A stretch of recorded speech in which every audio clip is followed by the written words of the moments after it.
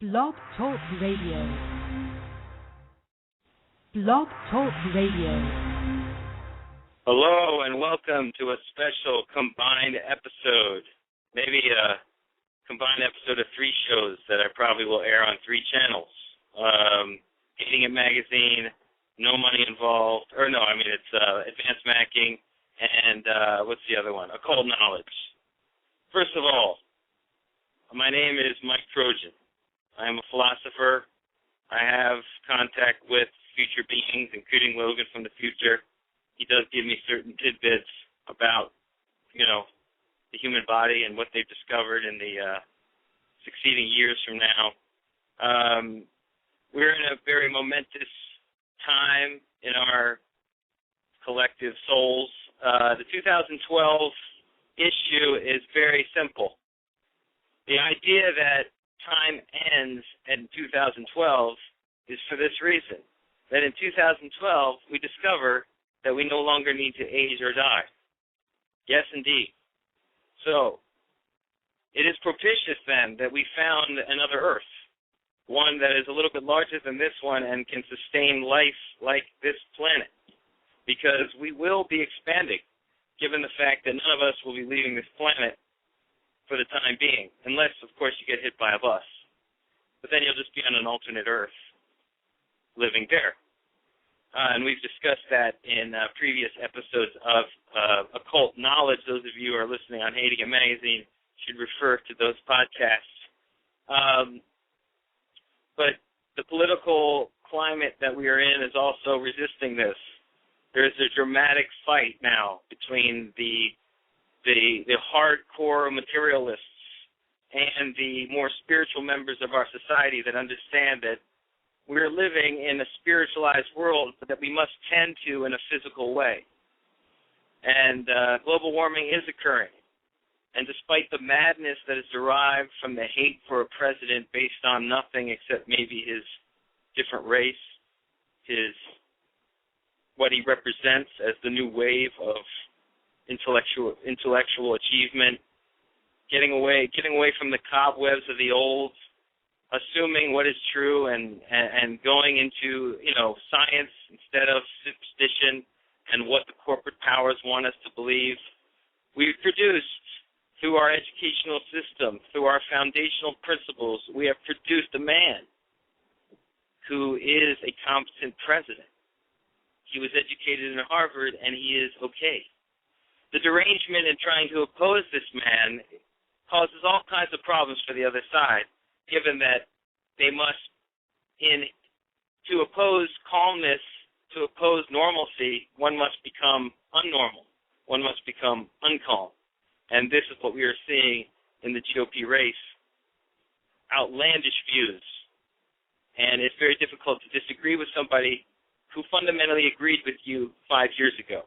And now you have changed every single position so as to oppose this man, who he is no friend to liberals, but he is no doubt a good and decent man. Let's move out of the sphere of politics and into the sphere of the human body. Your human body is yours. It is yours to heal. It is, I'm going the wrong way. It is yours to, I'm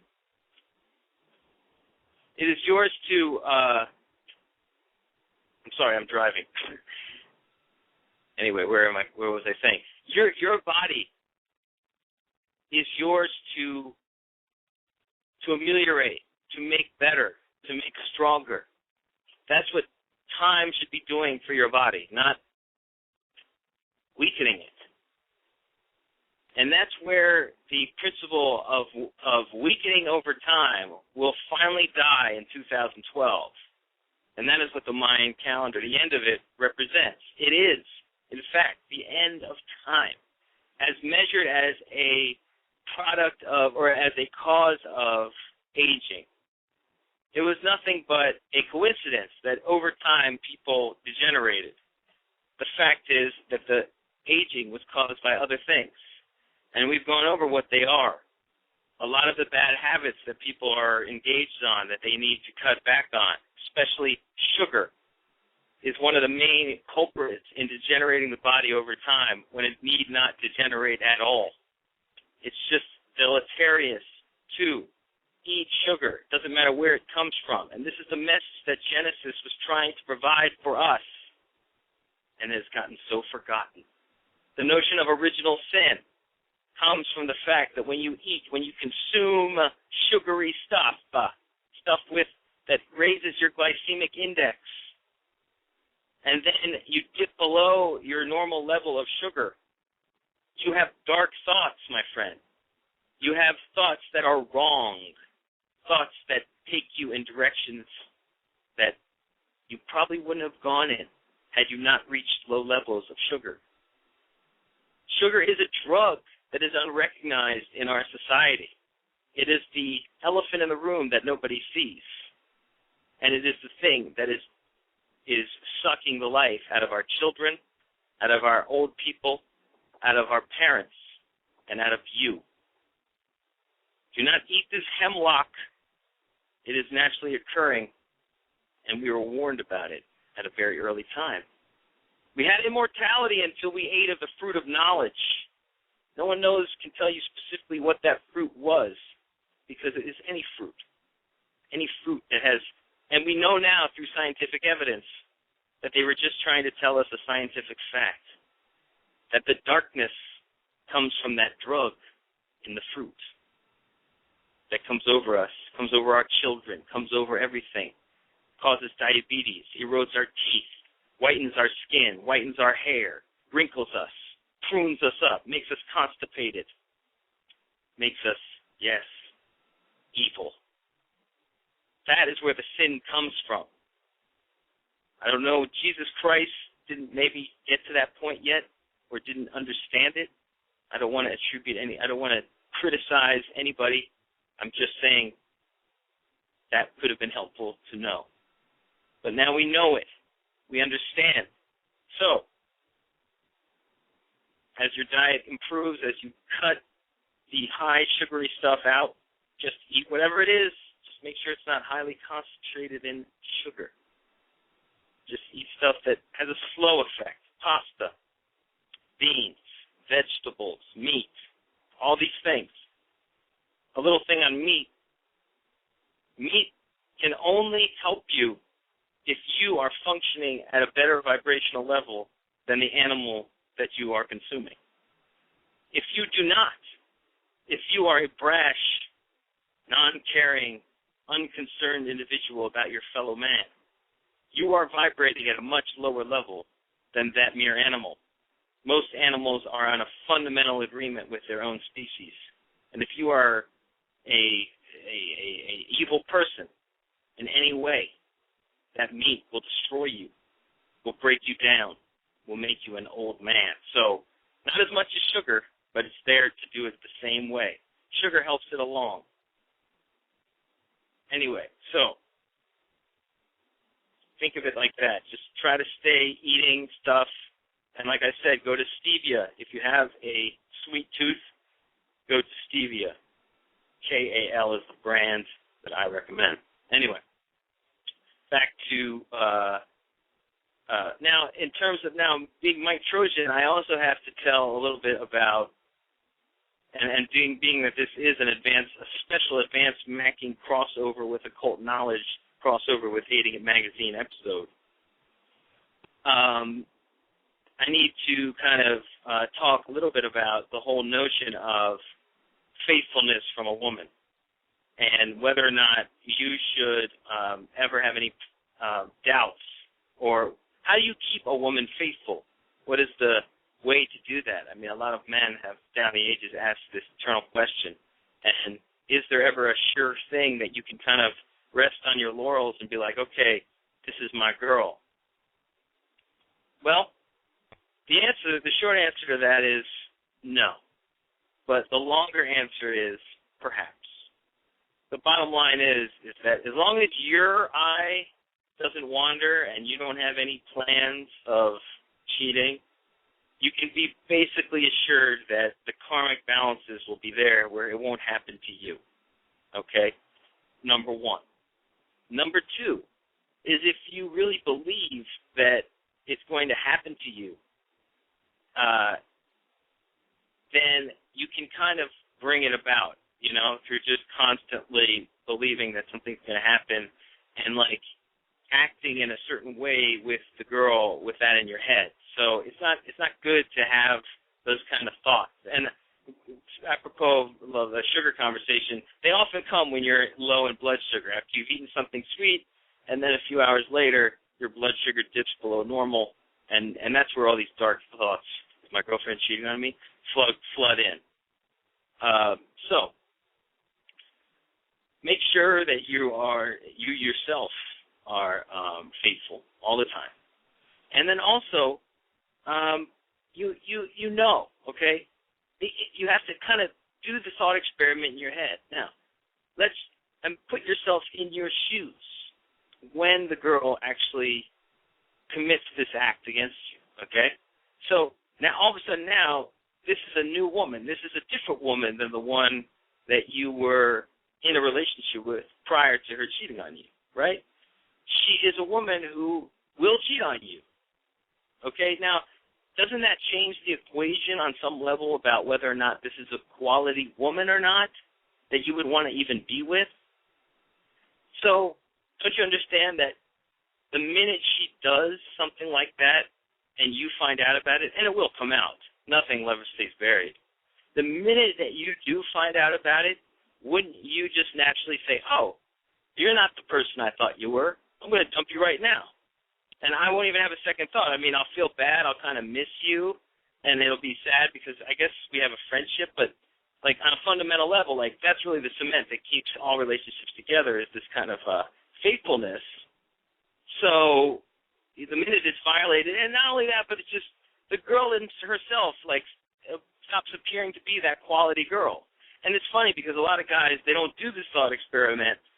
So they get mortified that this woman that they love so much would cheat on them. And they think that after the girl cheats on them, they're going to love them the same, but then they're going to have to overlook this thing that happened. It's not going to happen that way. What's going to happen is you're not going to love them the same. You're going to love them a lot less.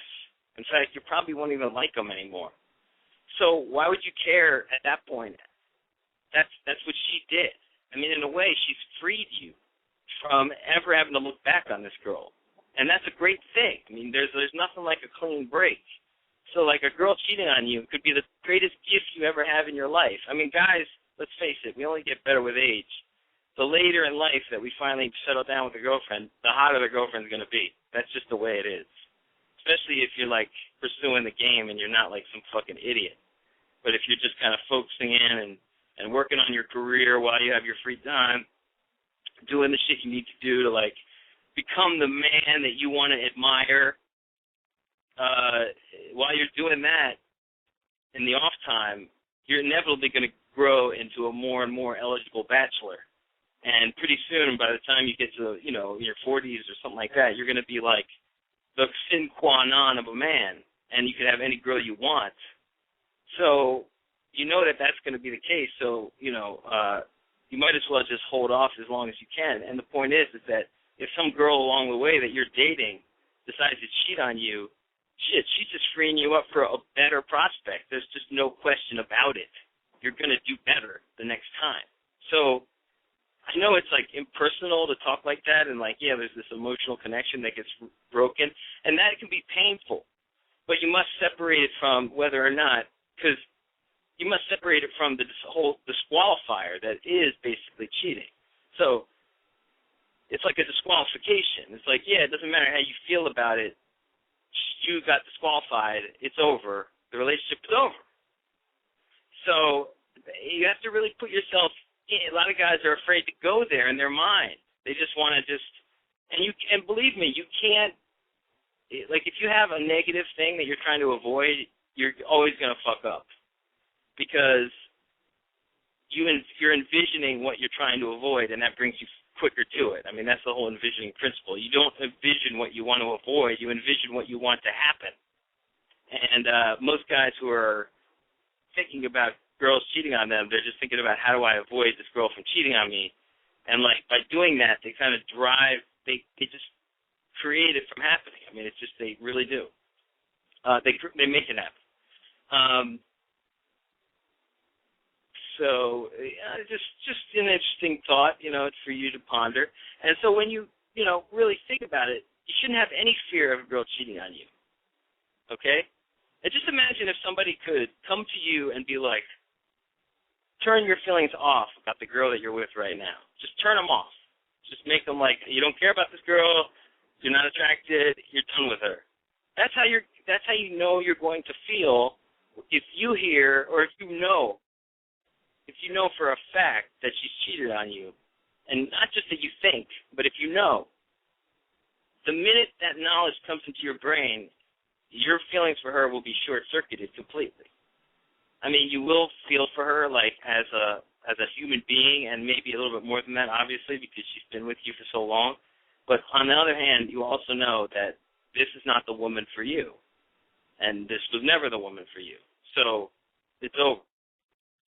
And there's nothing wrong with that. In fact, you'll be doing better, guaranteed, if you just move on and trade up.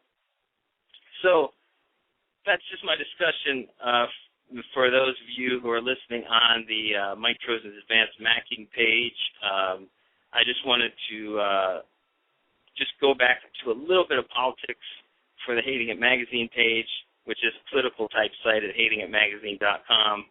I'm kind of sitting in for Logan, who usually does the show. But I just wanted to give my 2 cents on this current political stuff that's going on. Look, I'm going to just be honest. Like, I'm pretty much a liberal. Like, I believe that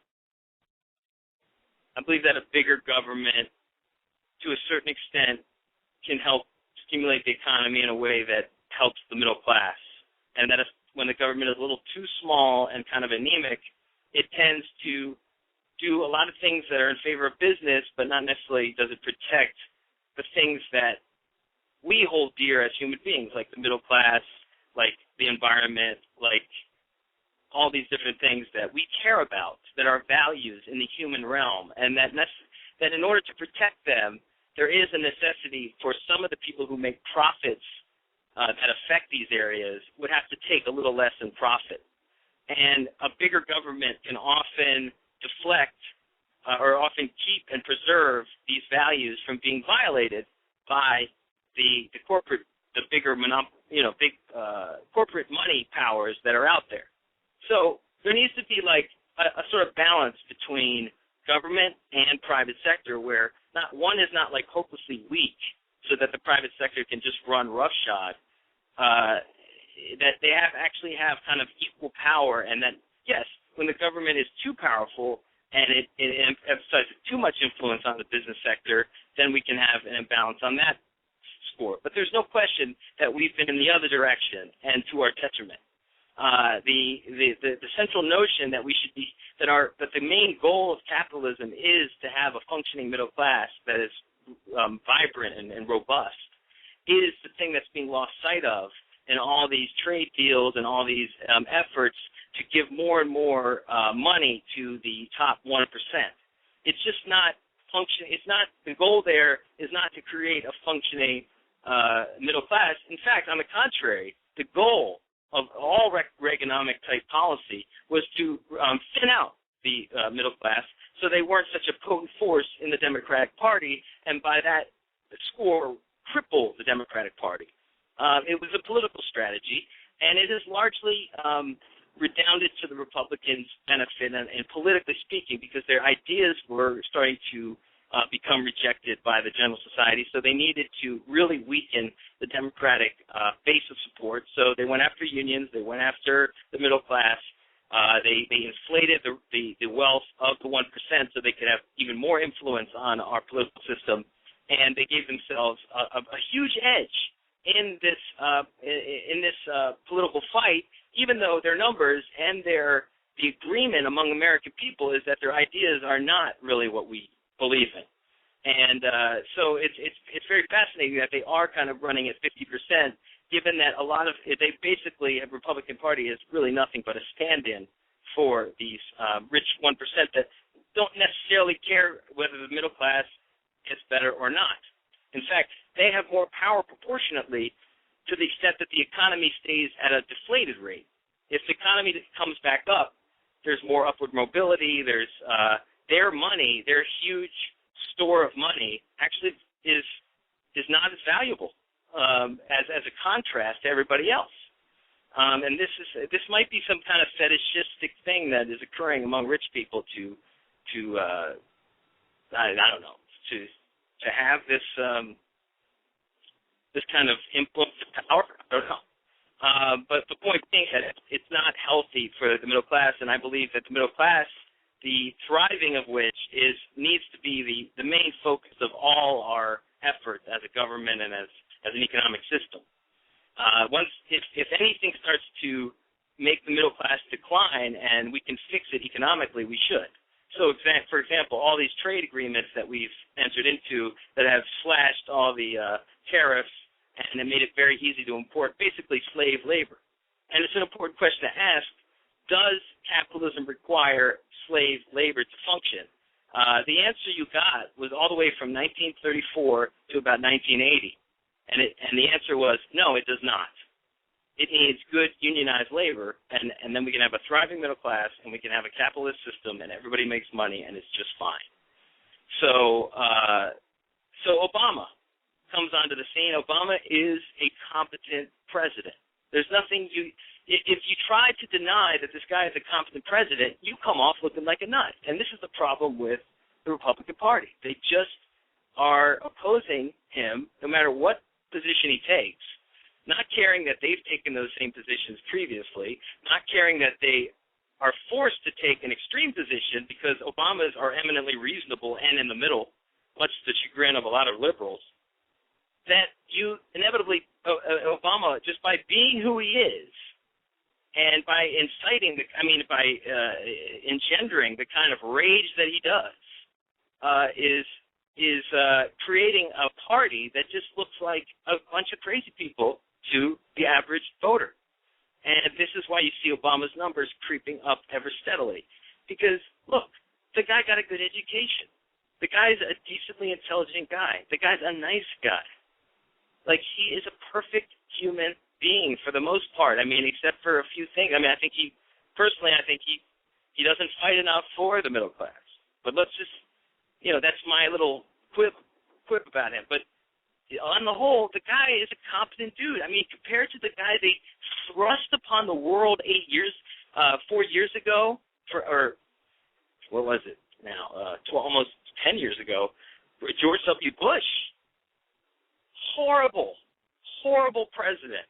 And just that anyone would find themselves or would define themselves as Republican after that party is responsible for the biggest idiot to come to office ever in the history of the United States, it is really just like it's beyond me to understand. I don't understand how you could be proud of a party that would thrust upon the world such an obvious fool. It was embarrassment to the country in many ways, and like made us really look bad. And on the contrast to that, Obama, who makes the country look awesome.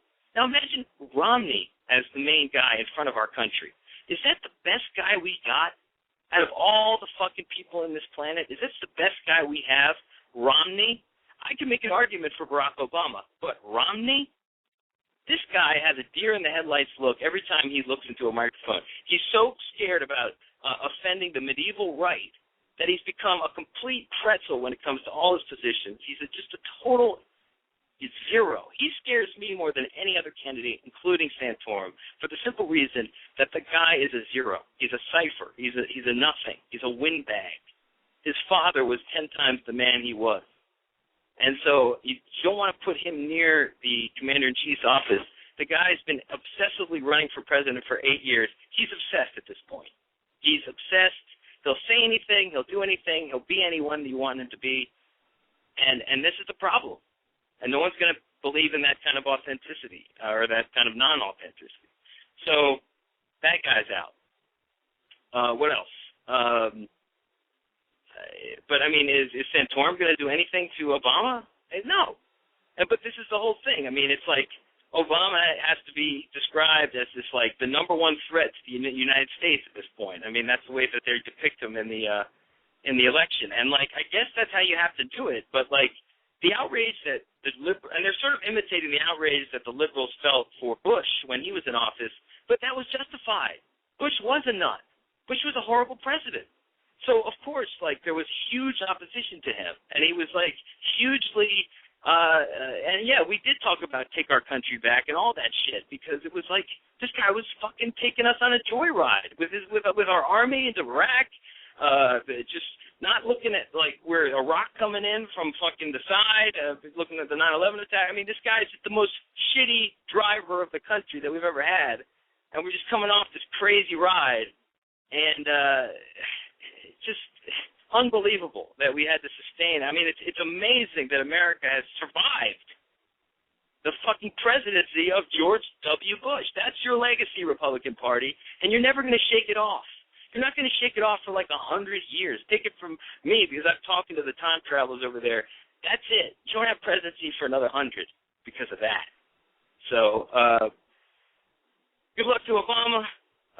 Looks like Rick Perry is going to run in 2016. He was a Hating It magazine cover boy, and he is an idiot. But you have to be an idiot to try to muster a straight-face argument about how this president is somehow incompetent. You really, really have to be a fucking fool or a charlatan. So you better just cut it out. Read Andrew Sullivan's article. I think it's Newsweek. He just really talks about it, man. Like, why are Obama haters so fucking stupid? Anyway, that's the answer. Because in order to oppose a perfectly rational man, you have to become irrational. Anyway, thanks again for listening, everybody. Remember, stay away from the sugar, stay away from the fruit. Breathe deeply all the time. Keep a smile on your face. Be good to your fellow man. Peace.